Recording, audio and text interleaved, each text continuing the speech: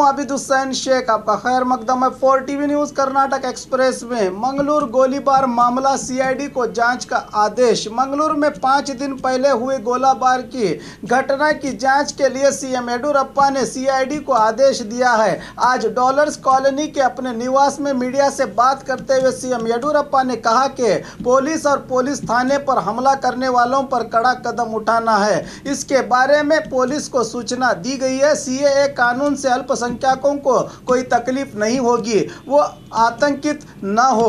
देश के किसी भी अल्पसंख्यक को कोई परेशानी नहीं होगी, इसका खुलासा पीएम ने किया है। फिर भी कांग्रेस षड्यंत्र रचकर जनता में असमंजस पैदा कर रही है। जनता ही अब कांग्रेस को सबक सिखाएगी, कहा सीएम येडियुरप्पा ने।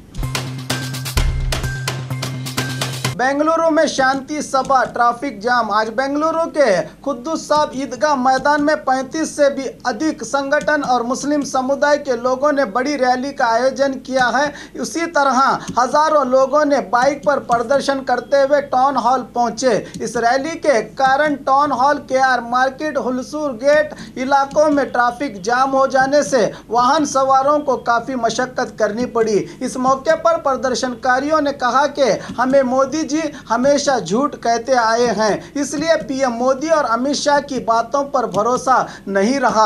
एनआरसी को लेकर कौन से कागजात पेश करने हैं, इसके बारे में अमित शाह को ही पता नहीं। हमारे पूर्वजों ने इस देश के लिए अपना बलिदान दिया है, ये हमारा देश है। मगर केंद्र सरकार दूसरे समुदाय के लोगों से मुसलमानों को अलग कर रही है।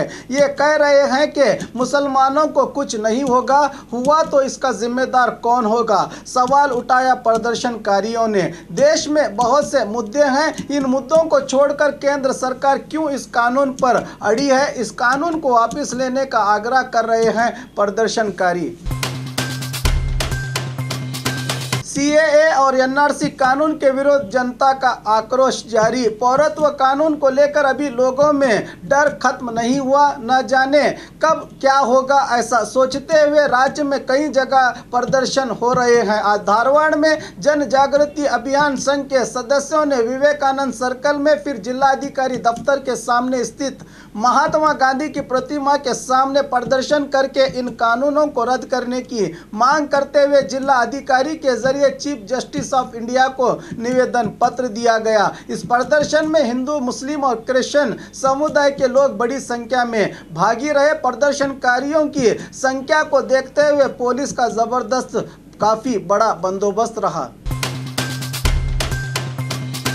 आज मंगलुरु पहुंचे विरोध पक्ष नायक सिद्धरामैया। मंगलुरु में गोलीबार की घटना के बाद आज पहली बार कांग्रेस नायक सिद्धरामैया मंगलुरु पहुंचकर मृतकों के परिवार वालों से मिलकर इनको दिलासा दिया। इस मौके पर गोलीबार मामले को सीआईडी को सौंपने के फैसले का विरोध करते हुए मीडिया से कहा कि फायरिंग करने वाले भी पुलिस ही हैं और जांच करने वाली भी पुलिस ही है। ऐसे में निष्पक्ष जांच की उम्मीद नहीं है। इस मामले की जांच हाईकोर्ट जज से करवाने की मांग की सिद्धरामैया ने। सीएम येडियुरप्पा को काला झंडा दिखाने वाले पुलिस की हिरासत में। एक वैयक्तिक कार्यक्रम के लिए सीएम येडियुरप्पा शिवमोगा पहुंचे हैं। इस मौके पर प्रवासी मंदिर में आराम करके शहर पहुंचते समय सागर रोड पर कांग्रेस के 5 कार्यकर्ता काला झंडा लेकर खड़े थे। पीएसआई मंजप्पा ने इनसे यहां से हटने के लिए कहा, मगर ये न हटे तो 5 को पुलिस ने हिरासत में ले लिया। इसमें अल्पसंख्यक कांग्रेस घटक के अध्यक्ष आरिफ भी शामिल हैं। पुलिस वैन में ले जाते समय इन्होंने बीजेपी के विरुद्ध नारेबाजी की। नकली एनजीओ चलाने वालों को चेतावनी। Women and childrens welfare minister Shashikala Jolle आज बीजापुर के दौरे पर पहुंची हैं। आज मीडिया से बात करते हुए कहा कि पता चला है कि यहां बहुत से नकली एनजीओ केंद्र हैं जो सरकारी अनुदान का गलत फायदा उठा रहे हैं। ऐसे संस्थाओं को ढूंढ कर इन पर कार्रवाई की जाएगी। मंत्रिमंडल के विस्तार पर पूछे गए सवाल पर कहा कि इसकी मुझे जानकारी नहीं है, पक्ष के वरिष्ठ इसका फैसला करेंगे। क्या नए विधायकों के लिए पुराने मंत्रियों को पद त्याग करना पड़ेगा, इस सवाल पर कहा कि इसकी मुझे भी जानकारी नहीं। डॉक्टर्स की लापरवाही, जच्चा और बच्चा की मौत। बेंगलुरु के राजेश्वरी अस्पताल में यह घटना घटी है। पिछले गुरुवार को बिडाडी निवासी सुमित्रा नामक महिला डिलीवरी के लिए इस अस्पताल में भर्ती हुई थी। हाई ब्लड प्रेशर होने पर भी इस ओर ध्यान न देकर डॉक्टर्स ने ऑपरेशन किया और ऑपरेशन के समय फेफड़ों को काट गए, जिसके कारण खून के बहाव में कोई कमी नहीं आई तो दूसरे अस्पताल भेज दिया गया। दूसरे अस्पताल पहुंचने तक ही महिला और बच्चे की मौत हो गई, जिसके चलते सुमित्रा के परिवार वालों ने कुंभलगढ़ पुलिस थाने में डॉक्टर्स के विरुद्ध शिकायत दर्ज की है। परिवार वाले ये भी आरोप लगा रहे हैं कि मेडिकल पढ़ने वाले स्टूडेंट्स ने ये ऑपरेशन किया है। शौचालय की शुरुआत नहीं हुई, अधिकारियों पर महिलाओं का आक्रोश। स्वच्छ भारत योजना के तहत केंद्र और राज्य सरकारें करोड़ों रुपया खर्च कर रहे हैं, मगर संबंधित अधिकारियों की लापरवाही से योजनाओं का अनुष्ठान नहीं हो पा रहा है। इस बात की ताज़ा मिसाल बीदर जिले के बसवा कल्याण में दिखाई देती है। यहाँ के हॉस्पेट इलाके में सरकार ने महिलाओं की सुविधा के लिए करीब 6 साल पहले ही लाखों रुपये खर्च करके शौचालय बनाए गए थे। अभी पानी और बिजली के कनेक्शन नहीं दिए गए। वार्ड नंबर 8 के निवासी इस लापरवाही पर संबंधित अधिकारियों पर आक्रोश जता रहे हैं। अब देखना है कि इस आक्रोश के बाद कब इन शौचालयों का उद्घाटन होगा। मामूली बात पर यात्री पर हमला। मामूली बात के चलते केएसआरटीसी ड्राइवर और कंडक्टर ने मिलकर यात्री को पीटा। यह घटना हुबली धारवाड़ बस में घटी है। रात में हुबली से धारवाड़ जा रही थी केएसआरटीसी बस संख्या KA25F2995 के अचानक ही ड्राइवर ने बस को साइड में लगाया और कंडक्टर के साथ मिलकर एक यात्री को नीचे उतारकर पीटना शुरू किया। किस बात पर ऐसा हुआ, इसकी जानकारी नहीं मिली। मामला धारवाड़ ट्रैफिक पुलिस थाने में हुआ है दर्ज। किसी यात्री ने घटना को मोबाइल में कैद करके वायरल कर दिया है।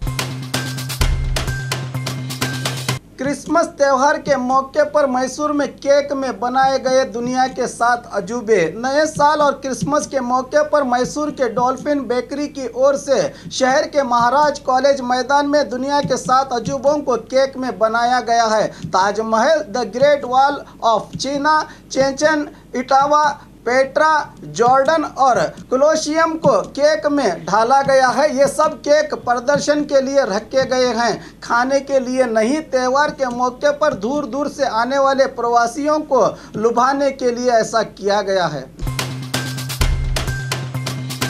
स्कॉलरशिप न मिलने पर पोषकों का आक्रोश। बल्लारी जिले के हॉस्पेट तालुका के कई स्कूल में अभी पहली से 7वीं कक्षा तक पढ़ने वाले करीब 12,000 विद्यार्थियों को माइनॉरिटी स्कॉलरशिप नहीं दी गई, जिसके चलते पोषकों ने आक्रोश जताया। तो समाज कल्याण अधिकारी वी वसंत ने बताया कि सरकार ने इस बार सिर्फ 1.5 करोड़ रुपये मंजूर किए हैं। अभी 50 लाख मिलने पर स्कॉलरशिप दी जाएगी। कुल इस बार 16,000 से अधिक विद्यार्थियों ने ऑनलाइन के जरिए स्कॉलरशिप के लिए अप्लाई किया है। हमने हमारी विभाग की ओर से कुल 15,938 एप्लीकेशन डाली हैं। इन कुल अर्जियों के लिए 2 करोड़ 15 लाख रुपयों की ज़रूरत है। अब एक हफ्ते में सरकार से बाकी 50 लाख रुपया आएगा तो सब विद्यार्थियों को स्कॉलरशिप दी जाएगी, कहा पी वसंत ने।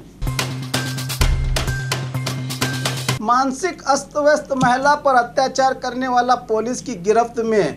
24 साल मानसिक अस्वस्थ महिला पर अत्याचार की घटना बेलगाम जिला सवदत्ती तालुका के मुरगोड़ ग्राम में पिछले दिनों घटी थी। अत्याचार करके आरोपी फरार हुआ था तो पुलिस थाने में शिकायत दर्ज हुई थी। महिला को इलाज के लिए बेलगाम अस्पताल में भर्ती किया गया है। मुरगोड़ पुलिस ने 30 साल आरोपी मुत्तप्पा नायकर को गिरफ्तार कर लिया है।